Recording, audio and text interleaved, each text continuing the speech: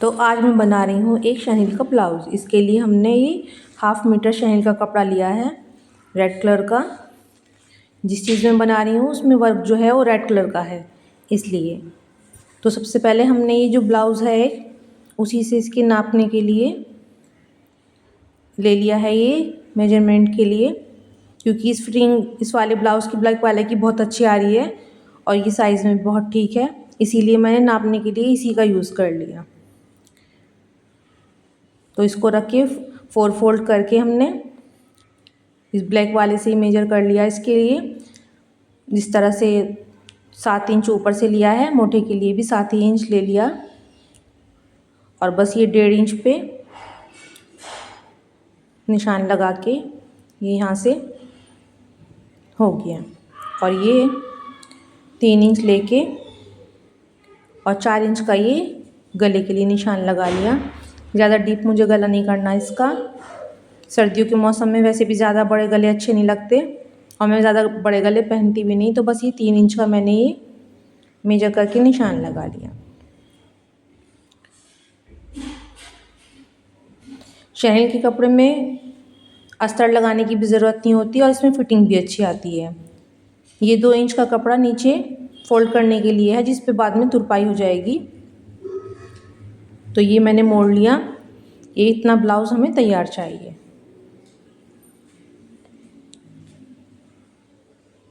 ये नीचे से 3 इंच पे निशान लगाया, क्योंकि प्रिंसेस कट वाला ब्लाउज़ है तो इसके लिए यहाँ से कटिंग होगी। कुछ ब्लाउज़ में प्लेटें भी डाल लेते हैं, लेकिन ये प्रिंसेस कट वाला जो होता है इसमें ये निशान लगाने के बाद में कटिंग होके दोबारा से जुड़ जाएगा ये एरिया। ये 1-1 इंच दोनों साइड से नाप लिया और ऊपर से 11 इंच पे निशान लगा के बाकी नीचे तक ये जहाँ पे निशान लगा हुआ है 1-1 इंच दोनों साइड से ये कटिंग हो जाएगी। बहुत से ब्लाउज़ों में हम कटिंग नहीं करते, प्लेट्स डाल लेते हैं, तो उससे भी फिटिंग अच्छी आ जाती है। लेकिन शनील के कपड़े में फिटिंग अब वैसे भी ज़्यादा अच्छी आ जाती है। हल्का सा भी फिटिंग के लिए मतलब 1-आध प्लेट भी लग जाएगी तो फिटिंग अच्छी आ जाएगी इसमें। वैसे भी ब्लाउज़ फिटिंग के ही अच्छे लगते हैं, कुर्ती वगैरह तो थोड़ी लूज़ भी चल जाती हैं। और ये 1 इंच ऊपर से ढाल के लिए ज़रूर निशान लगाएं। और यहाँ से ये 16 इंच पे निशान लगा के बस एक से 1.5 इंच के आसपास का एक्स्ट्रा कपड़ा छोड़ना है मार्जिन के लिए। तो ऊपर से हम पहले ही कटिंग कर लेंगे और 1 इंच का ये भी, जिससे कि ढाल अच्छा आ जाए। साइड से भी सिलाई के बाद में 1 इंच या 1.5 इंच का मार्जिन ज़रूर रखें, ताकि अगर कभी खोलना पड़े तो ये आराम से खुल जाए।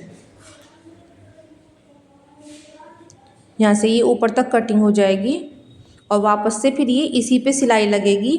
सिर्फ ये जितना निशान हमने लगाया है ये प्लेट के लिए ये निकल जाएगा और वापस से फिर ये इसी तरह से हम इसे सिलाई में जोड़ देंगे, वापस से इसी पे रख के ये इस तरह से। बैक वाला पार्ट भी हम इसी तरह से काट लेंगे, फ्रंट वाले को बैक पे रख के।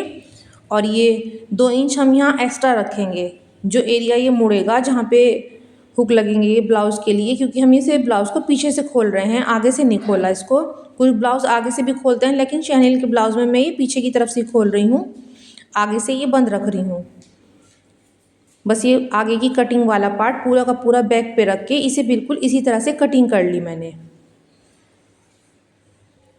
तो ये बहुत ही जल्दी से कटिंग हो गई, इसमें ज़्यादा टाइम भी नहीं लगा। और बस ये इस पर डबल सिलाई करने की भी ज़रूरत नहीं पड़ती शनील पे, और ये बहुत ही जल्दी से तैयार हो जाता है।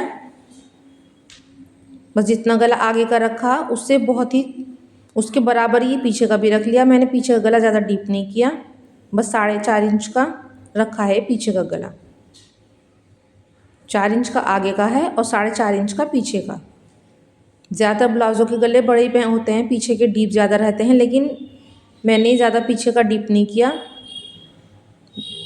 जितना आगे का है उसके लगभग ही थोड़ा सा ये बैक पार्ट है। बैक पार्ट की भी बस ये कटिंग इसी तरह से कर लेंगे कॉटन के कपड़े को तो हम एक ही बार में कटिंग कर लेते हैं, आगे के भी और पीछे के भी, लेकिन शहल का कपड़ा ही रपटता है, एक बार में पूरे की कटिंग नहीं होती, इसलिए अलग अलग करके तब कटिंग की जाती है। ब्लाउज़ की तो वैसे भी अलग अलग करके ही करनी चाहिए, क्योंकि ब्लाउज़ खोलने के लिए पीछे की तरफ से खुलेगा तो ये थोड़ा सा एक्स्ट्रा रखना पड़ता है। कभी कभी जो ब्लाउज़ आगे से खुलते हैं तो उनमें भी अलग से कटिंग की जाती है। ये पीछे के पार्ट पे हुक के लिए सिलाई लगेगी। ये आस्तीनें हैं, ये ध्यान रखें, ये खींचने वाला कपड़ा जिधर है उसी रुख से आस्तीनें काटें। पहले ब्लाउज़ की मेरी हाफ थी स्लीव्स, लेकिन इसकी तो मैं फुल रख रही हूँ क्योंकि इसमें कपड़ा मेरा ज़्यादा है, तो इसीलिए 17 इंच की आस्तीनें ली हैं मैंने ये फुल स्लीव्स। नीचे से एक्स्ट्रा ली हैं ये मोड़ने के लिए। 3 इंच पे निशान लगा के और नीचे से ये 5 इंच रखा है। उसको तो आप अपने हिसाब से थोड़ा बहुत कम बढ़ती भी कर सकते हैं। और मोटी की कटिंग करके ये वही 1 से 1.5 इंच का मार्जिन रखेंगे आप नीचे। ये हम आगे की मोटे में कटिंग दे रहे हैं ताकि शेप अच्छी रहे और फिटिंग अच्छी आए। और बस ये 1 इंच का मार्जिन रख के ये आस्तीनें निकाल ली जाएं। ये आस्तीनें हम अलग कर लेंगे। इसमें हमने सिर्फ 1 इंच का ही मार्जिन रखा है क्योंकि कपड़ा मोटा होता है, तो इसमें ज़्यादा मार्जिन रखने से ये मोटा मोटा सा फील होगा। इसमें फिटिंग की वजह से ज़्यादा मार्जिन नहीं रखा जाता, 1 ही इंच का काफ़ी रहे। और ये अलग कर ली हमने। अब इन दोनों पार्टों को अलग करके फ्रंट वाले एरिए पे से हम ये 1/2 इंच का थोड़ा सा जो हिस्सा आगे की तरफ आता है आस्तीन में, उसमें से ये 1/2 इंच का हम ये ढाल देने के लिए थोड़ा सा कटिंग कर लेंगे। ये आस्तीनें भी कटिंग हो गई।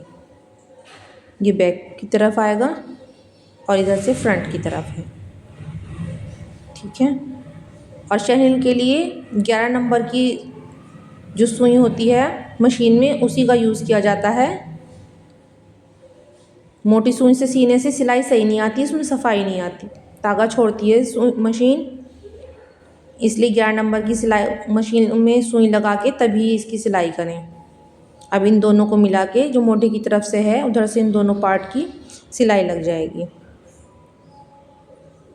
दोनों ही तरफ से इसी तरह से किया जाएगा इसको, मोटों की तरफ से मिला के और तब सिलाई होगी। इसमें जो एक्स्ट्रा थोड़ा सा कपड़ा निकलेगा उसे या तो आप कटिंग कर दें, या तो वो जब नीचे से तुरपाई होगी ब्लाउज़ की पूरा सिलने के बाद, कंप्लीट होने के बाद, तो उस तुरपाई में भी आ जाता है। कटिंग करना चाहें तो आप कटिंग भी कर दें। मैंने तो कटिंग की थी, आगे आप देखेंगे कि जो कपड़ा एक्स्ट्रा निकला था थोड़ा सा, मैंने उसकी कटिंग कर दी थी। ये एक साइड से जुड़ गया। अब दूसरी साइड से भी ऊपर से मिला के ये इसी तरह से सिल जाएगा।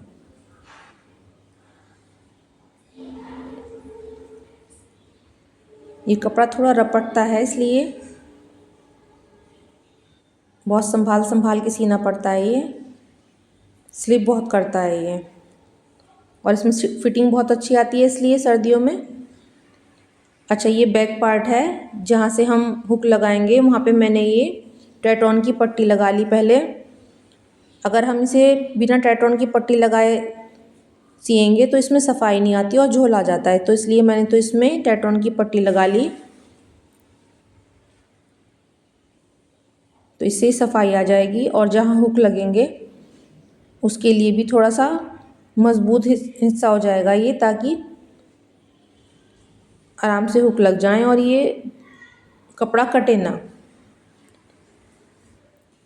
दोनों ही साइड पे ही इसी तरह से मैंने दोनों तरफ से ये टैटॉन की पट्टी लगा लगा के ये सिलाई कर ली।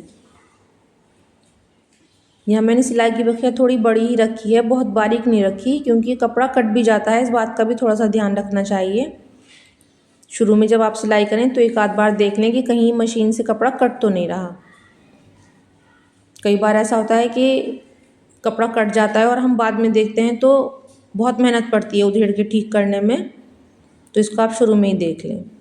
अब ये फ्रंट का गला है, इसकी कटिंग निशान से कम की है ताकि वहाँ सिलाई आ जाए और ये गला ज़्यादा बड़ा ना हो। चौक से दोनों ही तरफ कर लें ये ताकि बिल्कुल एक सार हो जाए। ये मशीन की सिलाई, जब हम मशीन से सिलाई करें तो इस निशान पे ही करें, इससे बिल्कुल एक सार आएगा। अच्छा, गला बनाने के लिए आप आड़ी पट्टी का भी इस्तेमाल कर सकते हैं। जो आड़ी पट्टी हम गले में नॉर्मली यूज़ करते हैं 1 से 1.25 इंच की काट के,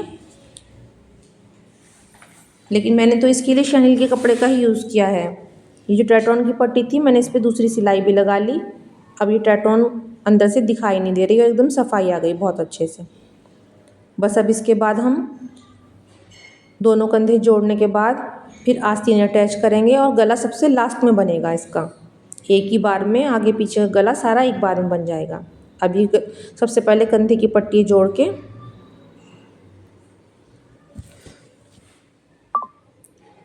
और ये आलपिन से इसको रोक लिया, फिर ये रपटे नहीं, और अब इसमें आस्तीनें अटैच कर लेंगे।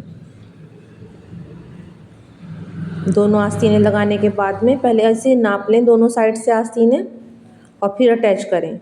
बार बार इस कपड़े में उधेड़ने की गुंजाइश नहीं होती, अगर इसे बार बार उधेड़ा जाए तो ये कट जाता है। ये आस्तीनें नीचे से बहुत ही हल्के हल्के से मोड़ के, ताकि इसमें झोल ना पड़े, नीचे से फोल्ड कर दी।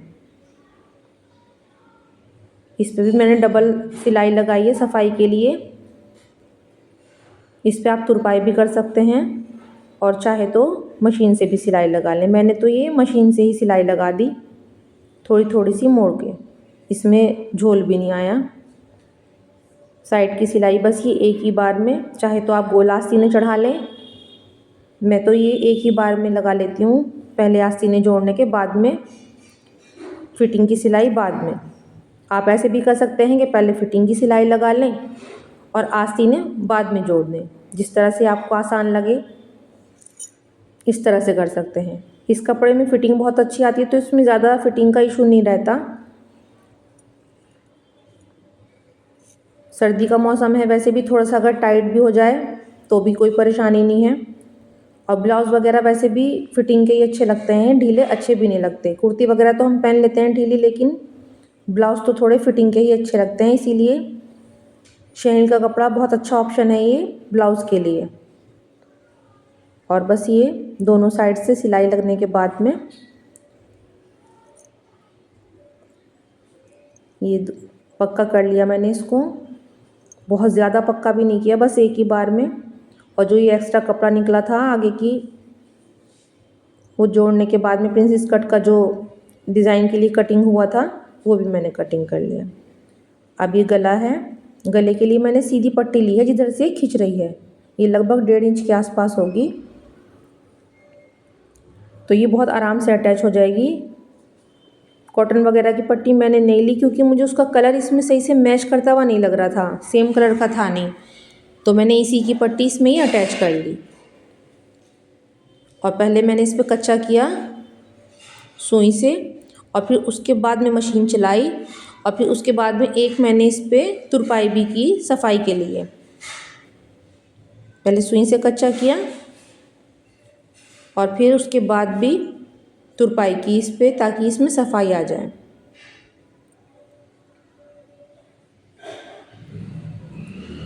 इस कपड़े पे बहुत ज़्यादा मशीन चलाने का थोड़ा डर लगता है क्योंकि ये कट जाता है कपड़ा बार बार, तो इसलिए कच्चा करने के बाद फिर मैंने इस पर एक सिलाई चलाई, ये ऊपर से बहुत हल्के हल्के हाथ से, ताकि इसमें झोल वगैरह ना पड़े,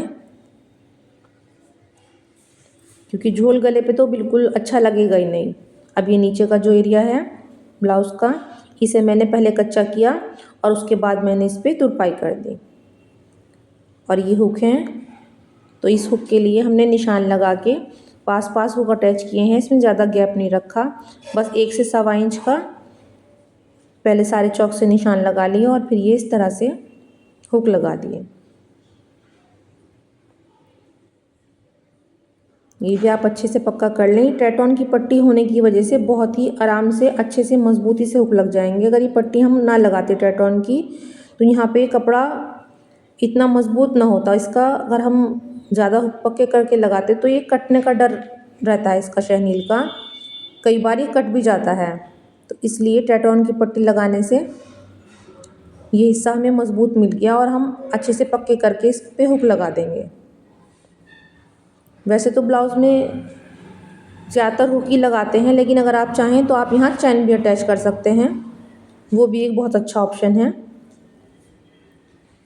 और अब इससे निशान लगा के जहाँ हमने हुक लगाए हैं वहीं पे हुकों के लिए हम ये आई बनाएंगे।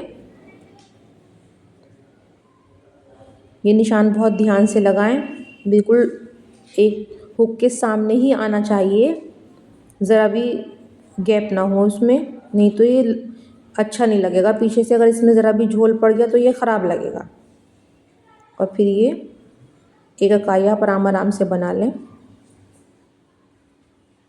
2 से 3 बार एक ही जगह टांका निकालने के बाद में ये आप ये सुई का उल्टा रुख लें और ये इस तरह से आप फंदे लगाते रहें।